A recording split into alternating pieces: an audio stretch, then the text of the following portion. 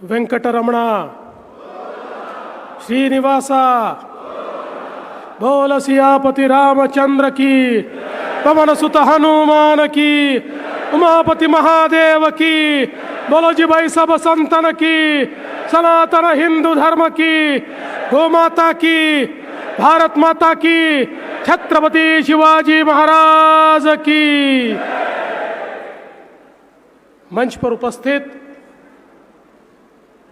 आंध्र प्रदेश के बहुत ही यशस्वी मुख्यमंत्री और जिनको एक रोल मॉडल के रूप में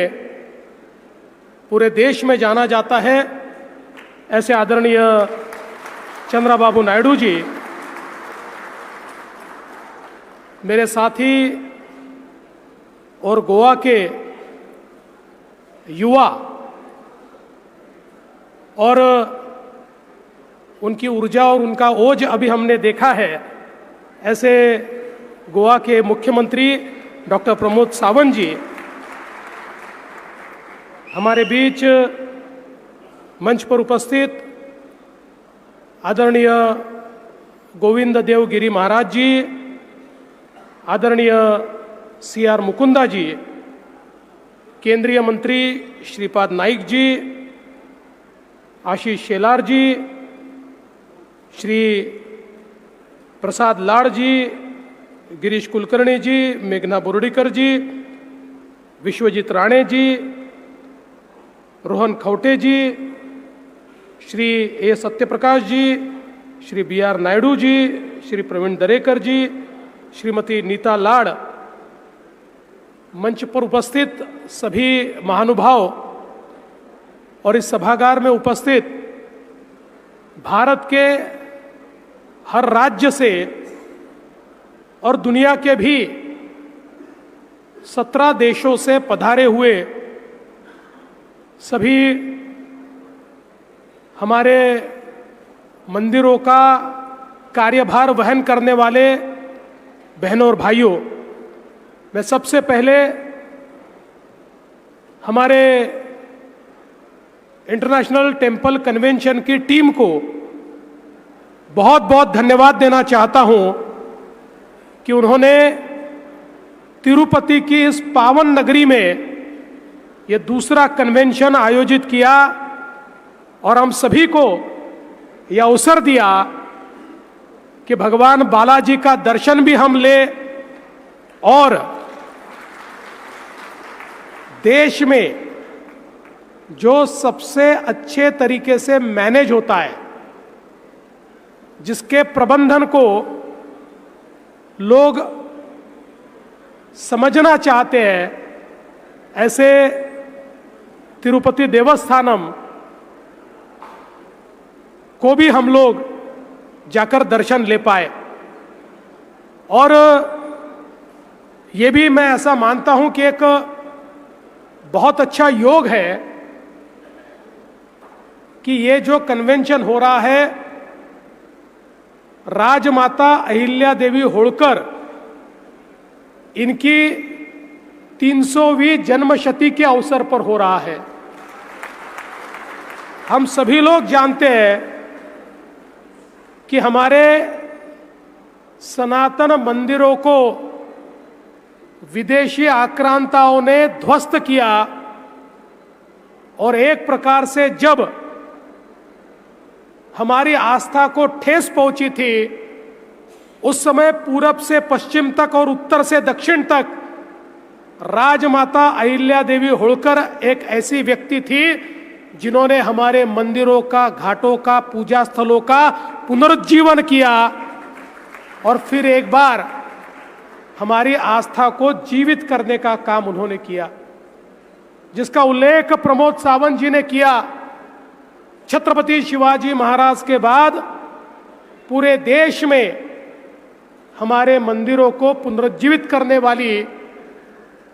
ऐसी अहिल्या देवी के 300वें साल ये कार्यक्रम हो रहा है। ये बहुत हम सभी के लिए हर्ष की बात है और ये एक ऐसा समय है जब देश के आदरणीय प्रधानमंत्री जी ने हमारे देश में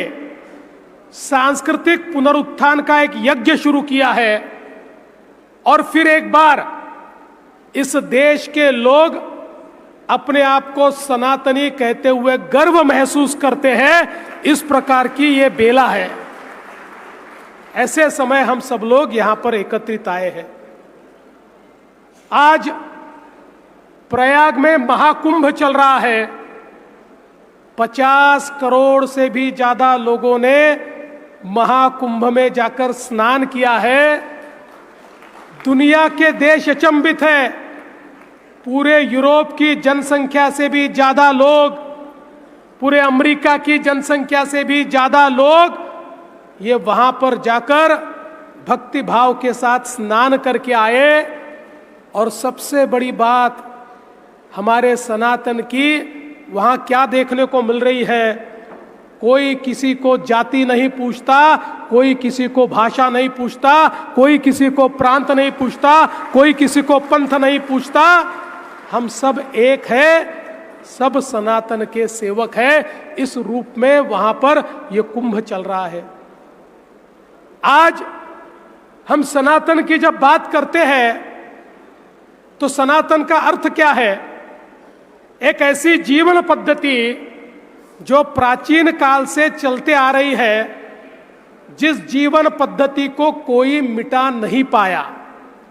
जो जीवन पद्धति कभी समाप्त नहीं हो सकती, इसलिए वो सनातन है, क्योंकि वो शाश्वत है। इस प्रकार की जीवन पद्धति हमारी भारतीय जीवन पद्धति है।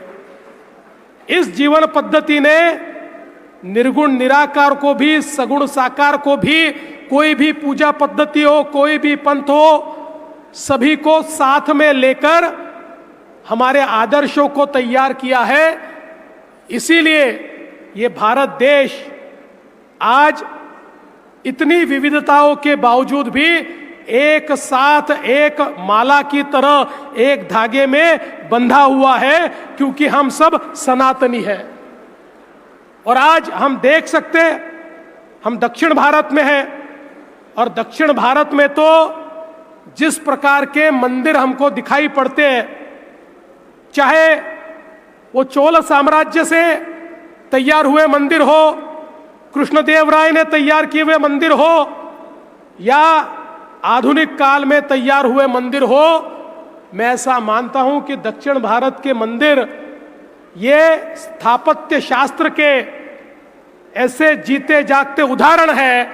कि दुनिया भी अचंभित हो जाती है जब ये देखती है कि किस प्रकार से हजारों हजारों साल पहले न कोई मशीन थी, न कोई क्रेन थी, फिर भी इतने सुंदर मंदिर यहां पर बनाए गए। और हमारे देश में कहीं पर भी जाइए, आप ईस्ट में चले जाइए, आप पश्चिम में चले जाइए, आप पूरब में चले जाइए, उत्तर में चले जाइए, हम सभी को हमारे मंदिरों से प्रेरणा मिलती है। और इसीलिए ये आवश्यक भी है कि ये जो मंदिर है ये केवल आस्था के प्रतीक नहीं है, हमारे समाज जीवन का अभिन्न अंग हमारे मंदिर है। हमारे समाज जीवन को हजारों सालों तक जिन्होंने मार्गदर्शन दिया, ऐसे हमारे मंदिर है। ये हमारे पूजा के स्थल तो है ही, लेकिन सामाजिक परिवर्तन के स्थल है, ये हमारे शिक्षा के स्थल है। अंग्रेजों ने लिखकर रखा है कि जिस समय अंग्रेज मद्रास प्रेसिडेंसी में आए, उस समय मद्रास प्रेसिडेंसी में जो मंदिर हुआ करते थे, इन मंदिरों में 50,000 संस्कृत विद्यालय चलते थे और पूरे इंग्लैंड में केवल 2,000 ग्रामर स्कूल उस समय थी। इस प्रकार से हमारे मंदिरों ने शिक्षा के क्षेत्र में भी काम किया है। हम जानते हैं काशी ये विद्या नगरी रही है। काशी में हमारे पंडितों ने, काशी के विद्वानों ने न केवल धर्मशास्त्र, बल्कि चाहे वो स्थापत्य शास्त्र हो, चाहे वो मेडिकल साइंस हो, ये सारी की सारी विधाओं को, सारी विद्याओं को वहां पर जीवित रखने का काम किया, क्योंकि हमारे धर्म में, हमारी संस्कृति में हमारे मंदिरों की एक अभिन्न भूमिका रही है। और इसी के चलते आज हम लोग जब इस टेम्पल कन्वेंशन में बैठे तो मैं बहुत बधाई दूंगा जिन 10 बिंदुओं के ऊपर ये टेम्पल कन्वेंशन काम कर रहा है, क्योंकि एक बड़ी अर्थव्यवस्था भी हमारे मंदिरों के माध्यम से होती है। एक सर्वे कहता है हमारे 55% भारतीय ये केवल धर्म के लिए पर्यटन करते हैं, केवल धर्म के लिए पर्यटन 55%। तो समझ लीजिए कितनी बड़ी अर्थव्यवस्था को एक प्रकार से गति देने का काम हमारे मंदिरों के माध्यम से होता है। और उसके साथ साथ यहाँ पर जहाँ एक और अर्थव्यवस्था का विषय है, वहीं हमारे मंदिरों का व्यवस्थापन उचित तरीके से हो, वो श्रद्धा के केंद्र तो बने रहे, लेकिन साथ साथ समाज को एक साथ मिलकर समरसता के केंद्र भी हमारे मंदिर बने। जो हमारे CR मुकुंदा जी ने कहा कि हमारी सबसे बड़ी जीत वो होगी जिस समय हमारे मंदिर ये जैसे सनातन के समय, पुरातन के समय समरसता के केंद्र हुआ करते थे, वैसे ही समरसता के केंद्र हमारे मंदिरों को बनाना, ये भी हमारे टेम्पल कन्वेंशन की एक बहुत अहम इस प्रकार की भूमिका होगी। साथ साथ आज जिस प्रकार से अलग अलग चैलेंजेस हमारे सामने आते हैं, चाहे वो वित्तीय व्यवस्थापन हो, चाहे अलग अलग प्रकार का व्यवस्थापन हो, उसके लिए भी सभी लोगों को प्रशिक्षण मिले, नई टेक्नोलॉजी में प्रशिक्षण मिले, उसका हम लोग उपयोग कर पाए, क्राउड कंट्रोल हम लोग ठीक से कर पाए, आने वाले जो भक्त हैं उनको वहाँ पर जिस प्रकार का विचार लेकर वो मन में आते हैं, जिस प्रकार से एक भक्ति भाव लेकर वो आते हैं, उस भक्ति भाव को वो संजो पाए, इस प्रकार का काम इस टेम्पल कनेक्ट के माध्यम से हम लोग करना चाहते हैं। और मुझे खुशी है ये जो एक बहुत बड़ी कम्युनिटी तैयार हो रही है, सनातन के विचारों से प्रेरित सभी जो मंदिर है इनको एक साथ लाकर ये जो एक बहुत बड़ी कम्युनिटी तैयार हो रही है, ये निश्चित रूप से आने वाले दिनों में एक हमारे सारे मंदिरों को एक नई राह दिखाएंगी, एक नए विकास की ओर ले जाएंगी। और मेरा विश्वास है आज देश में हम लोग देखते हैं, चाहे वो तिरुपति का मंदिर हो या महाराष्ट्र में गजानन महाराज का मंदिर हो, एक सरकारी ट्रस्ट है जो इतना सुंदर चलता है, दूसरा प्राइवेट ट्रस्ट है वो भी सुंदर चलता है। तो एक प्रकार से ये जो अच्छा चलाने वाले लोग हैं इनसे हम लोग सीखें और हम अपने मंदिरों को अच्छे तरीके से यहाँ पर चलाएं, ताकि मंदिर ये समाज परिवर्तन का केंद्र हो, ये समाज एकत्रीकरण का केंद्र हो, ये सामाजिक अभिसरण का केंद्र हो। इस प्रकार का प्रयास इस माध्यम से हम लोग करने वाले हैं। मैं आज अधिक समय नहीं लूंगा, लेकिन बहुत बहुत धन्यवाद देना चाहता हूं टेम्पल कन्वेंशन की इस पूरी टीम को